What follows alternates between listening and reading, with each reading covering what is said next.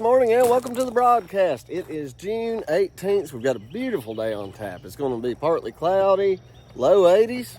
It's going to be a good day to work, I think. Man, listen to those birds singing. That's a good sign. Plenty of oil. I don't care if it's a brand new truck or machine. Check the oil every day.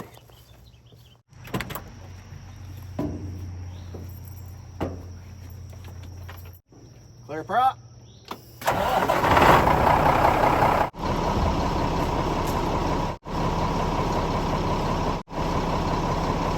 I meant to mention in yesterday's video, y'all probably saw me put this bucket up over my fuel filter and pump. And what it is the evening sun, when it radiates down on that clear glass, it expands and contracts any air in there, and it slowly works the fuel out of that filter, and it makes it hard to prime. And then when there's air in that, or air in the line, the automatic fuel nozzle will click, click, click, click, and it makes it hard for the pump to start pumping to the truck. So I found by putting this on here, it shades it and keeps it from doing that. Today we're in the Mack dump truck. I'm gonna go ahead and haul the skid steer down to the Rust Creek job. First thing I wanna do is grab some breakfast. And for breakfast today, I really like these Burger King sausage, egg, and cheese croissants. They stick with me a pretty good while. Dang, that thing's hot.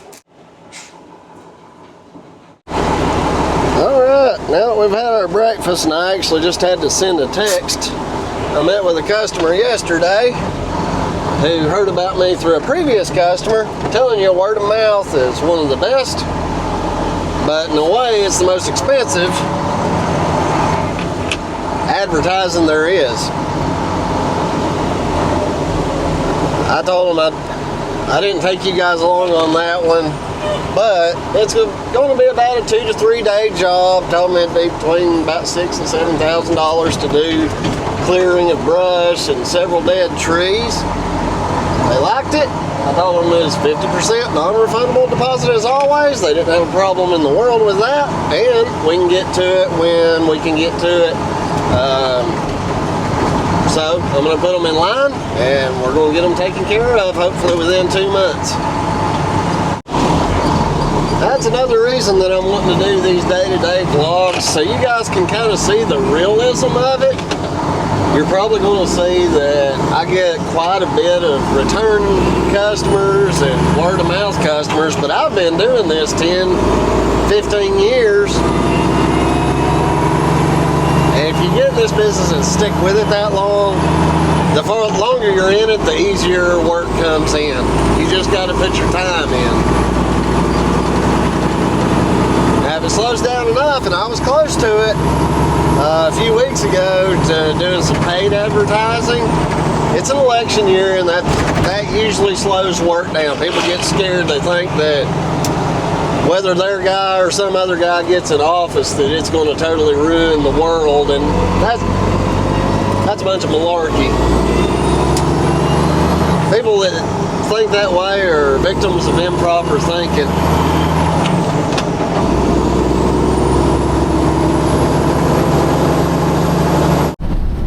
It's about time they put a turn lane right there coming off 40 East, going down into Fairview here. If you're familiar with this area, you're probably saying it's about time. There's been so many accidents right there. It's sad that there has to be like consistent accidents before something like that's done on the roads, but it's just how it is.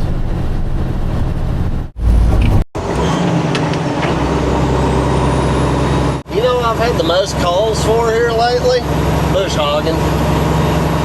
If you're new in the business and you're going to advertise for something, bush hogging is the way to go. You're going to get a lot of calls though, and you're going to get there and there's going to be trees that big. Don't be afraid to rent a bigger machine. An ASV, an excavator of some kind with a mulching head, give them a price. Don't go into that mentality, oh, everybody around me is doing this stuff for nothing. Work a price up for what you need to make, add the rental, because not everybody is price shopping, okay? Not every customer is looking for the cheapest guy. You go into it with the mentality you're gonna make just a little bit of money. If you ever wonder what that switch is, that's my engine brake. Go into it with the mentality that you want to make just a little bit of money so you start getting your name out there, but also go into it with the mentality that no matter what, you're going to finish that job and you're going to do a good job. That being said, if you think it's going to take you 2 days and you're fairly new in the business, go ahead and add an extra day. And that may put your price so high that it's ridiculous or the customer doesn't want it. That's okay, because you can overprice a whole bunch of jobs and just not be out any money other than going to look at it. If you underprice yourself and you get locked into a rental agreement and it's $1,000 a day and you only get paid for 2, you're not going to make it very long. Business is all about calculated risks. Every move you make is a calculated risk.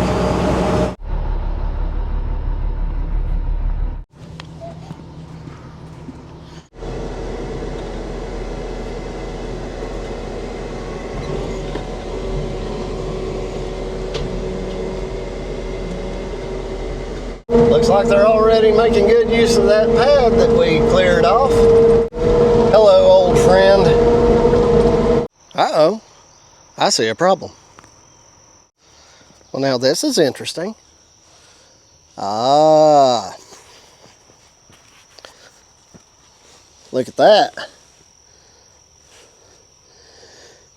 Our pipe seam has busted.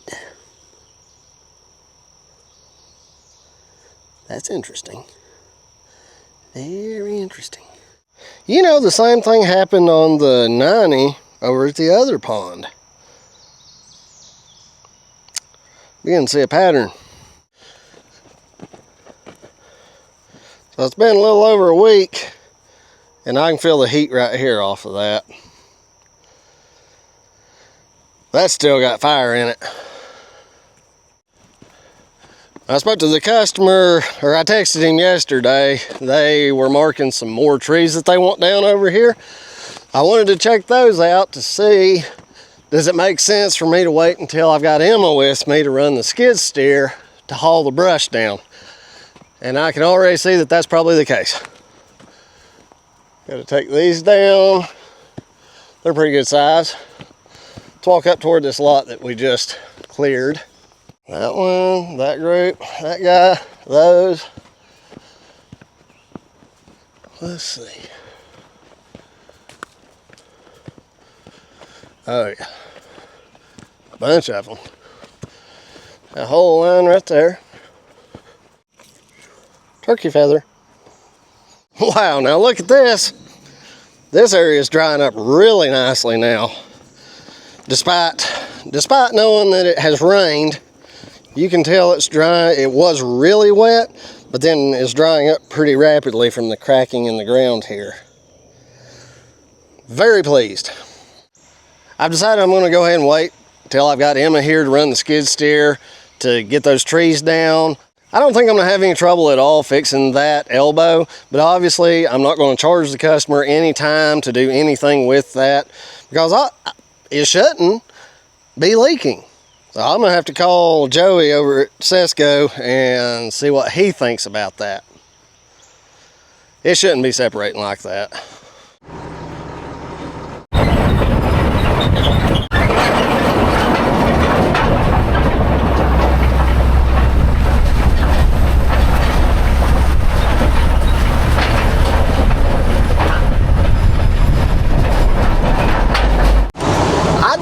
Think that seam is anything that I did. I don't think, because it took so long for it to show up. That may be something that I didn't do. I'd love to hear you guys' opinions in the comments. And no, doing it right the first time is not an acceptable answer, for the record. That would hurt my feelings. I'm almost tempted. I'm a glutton for trying new things, and I'm tempted to almost get like a trimix or like a butane torch and slowly heat that plastic and try to weld that seam back. But since it's split the first time, I don't know if that's the answer. This is kind of a mystery to me. I'm really not sure. Have you guys run into this issue? I've not run into seams separating quite like that. Certainly not on two identical elbows at the same time. The worst part about it is if it had a high flow of water, we wouldn't even know that that seam had opened. It'd be pouring in. But that trickle that feeds that little pond is so small that the tiniest hole, I mean, that was a tiny hole in that seam, is causing that pond to lose its volume. So we're gonna have to fix it. All right, just did the first reasonable thing. Called my guy over at Cisco and left him a voicemail. Hopefully he calls me back, and maybe they have a product that is good for sealing those pipes up from the inside. We'll just have to wait and see.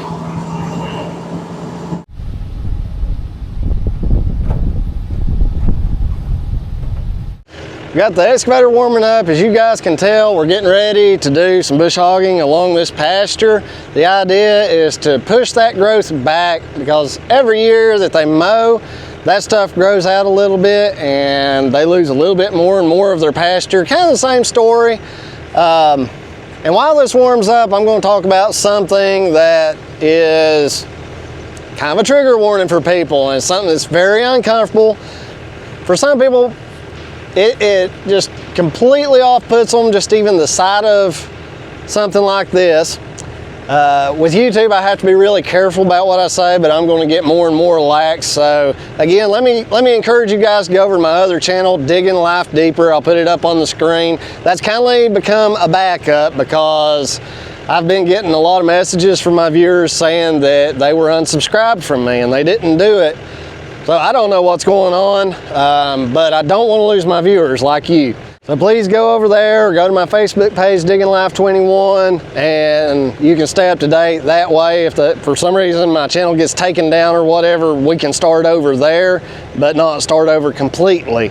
And I do have some pretty decent videos over there you may enjoy. So getting down to the subject at hand here, quite literally, so many people start in this business just doing bush hogging, whether it's with a tractor, excavator, skid steer.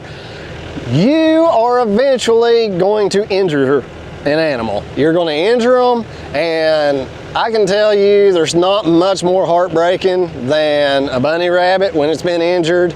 They really loud, and it's sad, and for some people it's unimaginable to do what they feel like is taking life.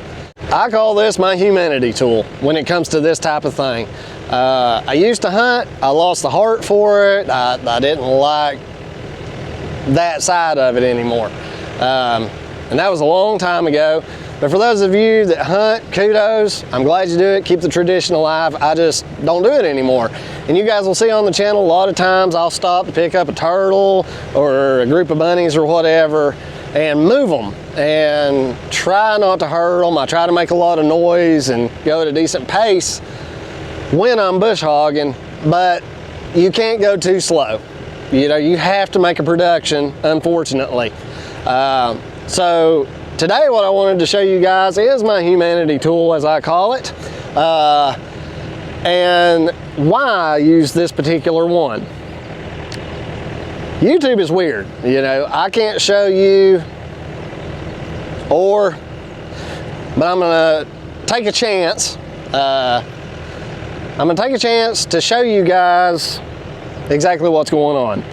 I either keep this on my side or in the machine when I'm mowing. I actually picked this one up not too long ago, but I always keep something like this. This is and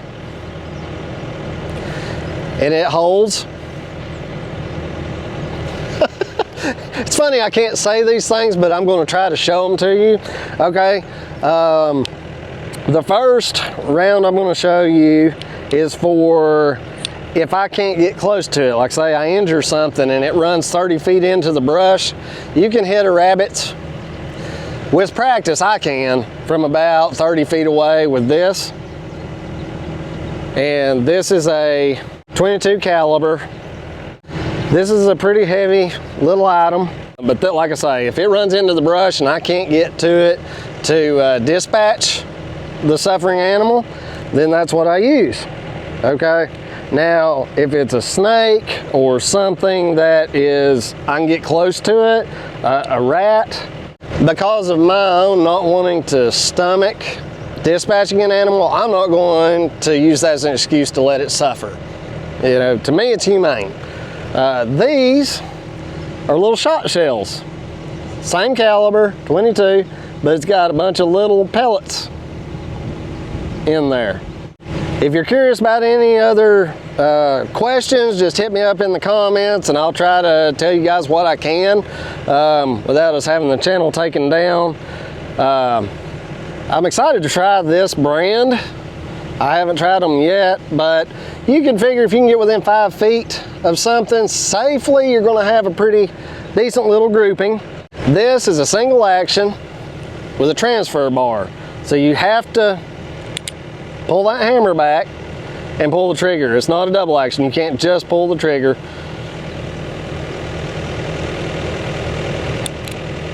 These newer tools are extremely safe. This one has the transfer bar protection. Highly recommend it. Now what I do, let me see if I can get this where you guys can see. This is the loading gate. Now the copper colored rounds are the hollow points, and then the silver rounds are the shot shells. You can see that I stagger them, and the way it works is if there's a silver one there, okay, so silver one's toward the top, the one that's in line right now with the barrel is a hollow point. So that tells me, now that that's locked, when you pull that hammer back, the cylinder rotates, and when I pull the trigger, what's in line is a shot shell. The reason I do that, and I know that it's a shot shell, that way, what I can do, depending on what I'm having to deal with, whether it's a big something, a small something, I can get close, I'm a little too far away. What I can do is open that up and rotate that cylinder manually to where I know when I cock it, I know what's going to go down range. And that's important that you can control that. Know the tool you're using. Practice with it, guys. You've got to practice with these because you can quickly go from this being a humanity tool to something that you're just going to be sending rounds and you're not accurate. You could potentially just increase the suffering. Now, all that being said, we're going to get in this excavator, we're going to mow. Hopefully, this doesn't even have to come out at all, but if it does, it's probably not going to make it on camera. It's just not a fun subject to have to do this kind of thing. Let's get to work.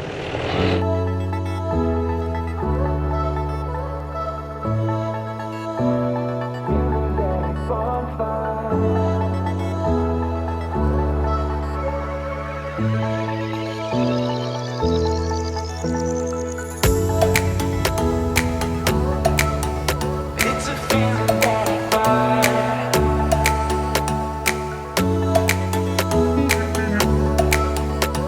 feeling that I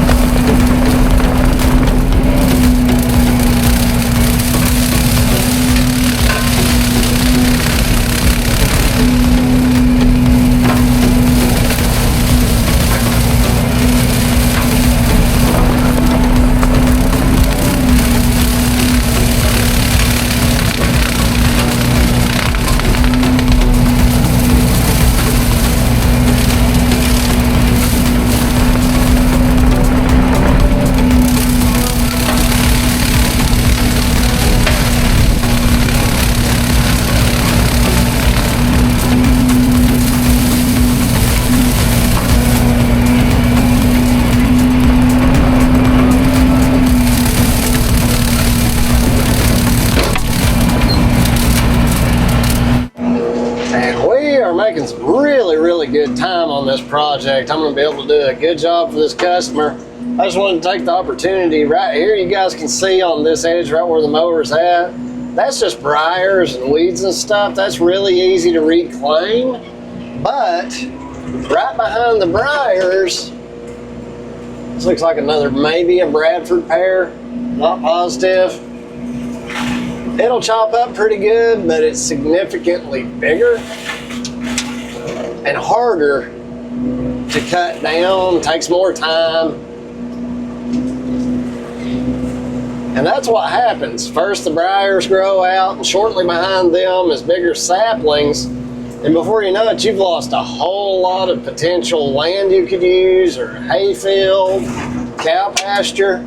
And that's when people call me in, when it gets just a little bit ahead of them.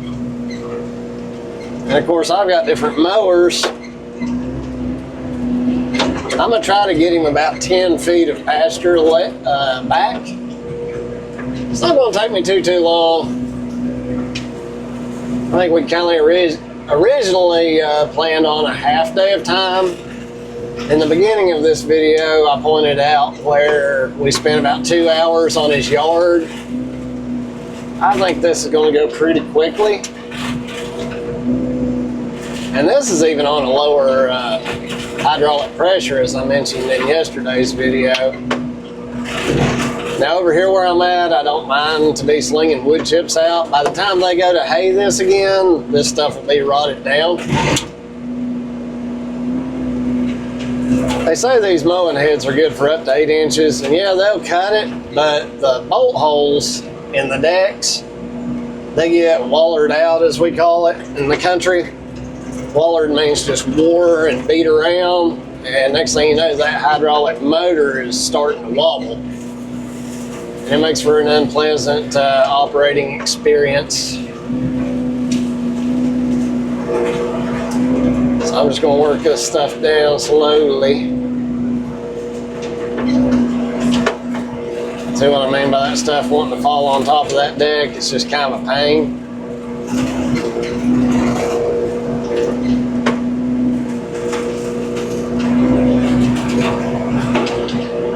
Usually you can just do like that and it'll fall right off. Just adds to the step, which is why I want to make kind of a push bar for these mowers. I think it'd be really beneficial.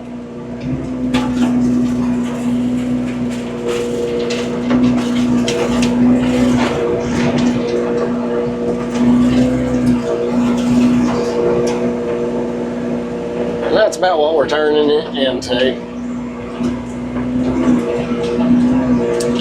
Asked the customer yesterday if he wanted me to just push this back a couple of feet or push it on back real good, and he said just push it on back. So that's what I'm gonna do. Let's press on through this.